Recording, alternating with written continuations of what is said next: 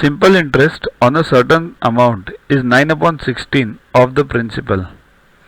If the numbers representing the rate of interest, that is in percent, and time, that is in years, be equal, then the time for which the principal is lent out is, means basically you have to find the time.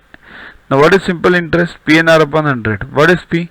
Principal. N is period in years, and R is rate of interest in percent, right, upon 100.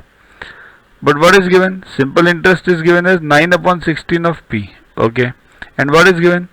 The period and the rate are same. So N equals to R. So we'll write it as N.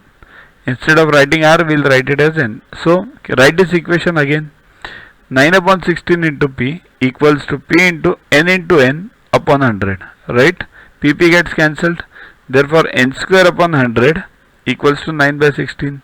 Therefore N equals to square root of this 100 goes on this side, and this is square, so it becomes square root. It comes on this side. So N equals to square root of 9 by 16 into 100.